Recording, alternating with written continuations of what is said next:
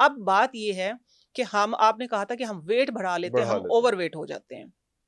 Over weight ہونے کی یہ ہے عرفان بھائی کہ جب ہمارا میٹابولزم سسٹم جب فاسٹ ہو کے جب ایک آپ کسی ٹائم پہ بھی پرہیز کر کے دیکھیں، کہتے ہیں نا کہ 100 بیماریوں کا ایک علاج پرہیز ہے. پرہیز ہے. آپ پرہیز کریں، پرہیز سے ہی، کیونکہ جس طرح میں نے آپ لوگوں کو بتایا کہ میں ڈائبٹک پیشنٹ ہوں، میں نے پرہیز کیا الحمدللہ، احتیاط کی، میں اور ٹھیک لوگ ہوں. پرہیز کرتے ہیں، لوگ اس بات سے پرہیز کرتے ہیں، اس بات سے لوگ اس بات سے پرہیز کرتے ہیں.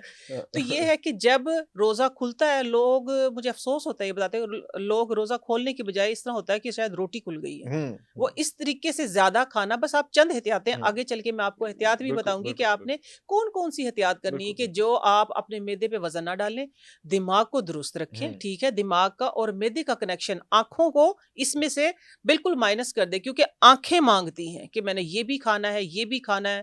کیونکہ کہتے ہیں نا کہ جو دیکھنے میں خوبصورت نہیں ہے تو وہ کھانے میں، میرے نانا ابو کی آپ کہاوت ہی کہیں گے ہم اس کو، اب کہاوت ہو گئی ہے، وہ کہتے ہیں کہ یہ جو نظر نہیں آ رہا اچھا پکا ہوا، تو وہ کھانے میں کیسے اچھا ہوگا، سوال ہی پیدا. تو یہ ہے کہ جب دسترخوان سجتے ہیں نا، تو وہ یہی ہے کہ بس ہمارا صرف کھانے پہ زور ہوتا ہے، صرف کھانے پہ زور ہوتا ہے.